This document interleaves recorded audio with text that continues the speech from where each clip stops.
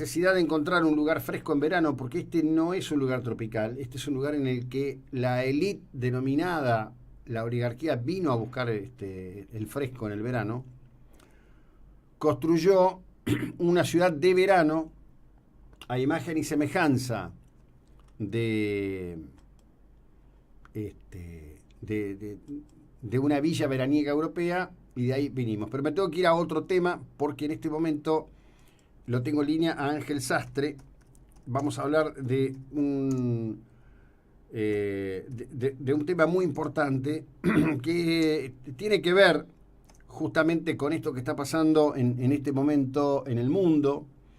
Un momento donde las celebraciones cristianas han estado bañadas de sangre a lo largo del planeta, y nace en un artículo publicado en el diario La Razón de Madrid, y que tiene que ver con la persecución a los cristianos. Ángel, buen día, ¿cómo te va? Hola, ¿qué tal? Buenos días. Bueno, contanos un poquito la matriz de este trabajo tuyo, que pone algo que es poco citado en realidad, en relación a lo que ocurre justamente con el mundo cristiano fuera de nuestra propia visión, donde se suele hablar mucho del tema del Islam, de la persecución del Islam o la situación de las sociedades islamitas, y poco de lo que le pasa a las comunidades cristianas en otras partes del mundo, ¿no? Bueno, en primer lugar voy a contextualizar un poco porque depende mucho de las zonas en guerra en las que cubro. El artículo al que hacéis referencia es en Irak. Uh-huh.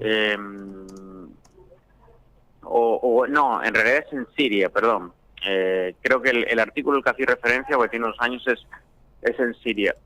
Hay diferentes referentes, porque como sabéis yo cubro diferentes países y diferentes conflictos y guerras. Entonces, específicamente, ese artículo sobre Siria fue una comunidad cristiana que en principio con el régimen de Al-Assad, los cristianos, que sabéis que es una mayoría musulmana en Siria, pero hay más complejidades de entre chiitas, suníes. Bueno, en principio es una religión árabe, ¿no? Pero se les respeta. Hay países árabes donde se les respeta más que en otros. En el caso de Siria, antes de la marchita primavera árabe, el régimen de Al-Assad los respetaba, como a los kurdos y otras minorías, hasta cierto punto. Entonces, concretamente, cuando empezó a estallar esta revolución, reitero una vez más, marchita, empezaron a entrar estos grupos islamistas radicales como Al-Qaeda y como el Estado Islámico,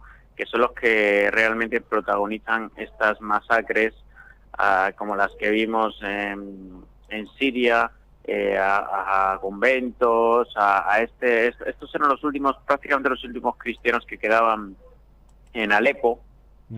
De hecho, en el segundo viaje en el que estuvimos y me secuestraron, los estábamos entrevistando de nuevo, y de los 10, 12 últimos cristianos que quedaban, ya solo quedaban 5 o 6 vivos. Entonces sí hay una persecución sistemática, pero siempre son por grupos radicales y extremistas.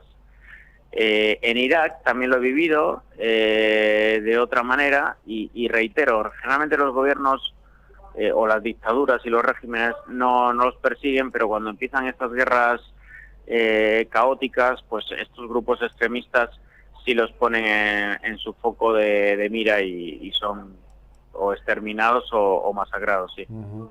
Ahora, hace 48 horas, en muchos canales, particularmente yo sigo Euronews, se mostraban imágenes de las celebraciones del rito ortodoxo griego, que también a veces suele ser citado como rito ortodoxo ruso.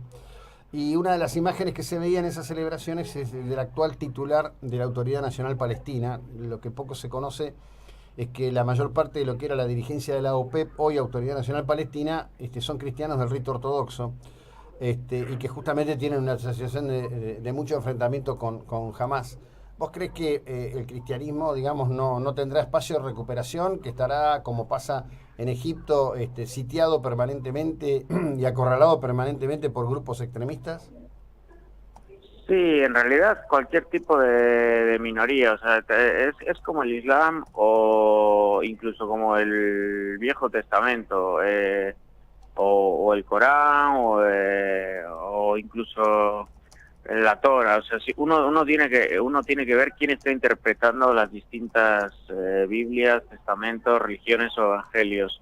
Entonces, estos grupos extremistas que han emergido del lodo y en los últimos 10, 20 años, en realidad casi, hacen una interpretación a la vieja usanza, con viejas escrituras en donde sí puede uno interpretar que ahí se habla de una yihad y de una guerra santa, y entonces ahí sí puede haber un camino hacia el exterminio, hacia la radicalización.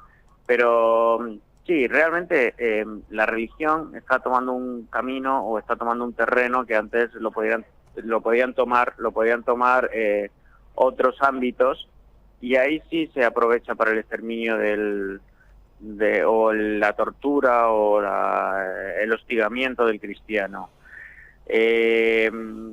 Yo creo que eso ocurre en zonas catastróficas, en zonas en guerra. No soy muy positivo sobre el futuro que nos viene, con diferentes factores como el cambio climático, como los éxodos migratorios, y creo que suenan tambores de guerra, y por tanto vamos a vivir más episodios como este, porque la religión se va a fortalecer y el extremismo se va a fortalecer, y vamos a ver más episodios fatídicos como el que me estás comentando, sobre todo en los países árabes que hoy por hoy están más debilitados y en donde el extremismo está tomando más fuerza. No solo el cristiano va a ser perseguido, como tú decías, Hamás, Palestina es un eje central de toda esta controversia. Entonces creo que vamos a ver más episodios como estos en un futuro. No soy halagüeño positivo sobre este sentido, y creo que desgraciadamente el extremismo y la radicalización de ciertas religiones o interpretaciones fallidas se van a volver habituales en un futuro. Bien, contame, dijiste, y no me parece que no quisiera dejarlo al pasar ante nuestra audiencia, ¿estuviste secuestrado en dónde y por qué grupo? Estuve secuestrado un año, hace aproximadamente un año y medio, en Siria, por Al-Qaeda, Al-Nusra, una filial de Al-Qaeda. Uh-huh. A ver, obviamente ya estar secuestrado es pasarla mal, pero digo, en el contexto de estar secuestrado, privado de tu libertad y pasarla mal, ¿cómo fue eso? ¿Dónde?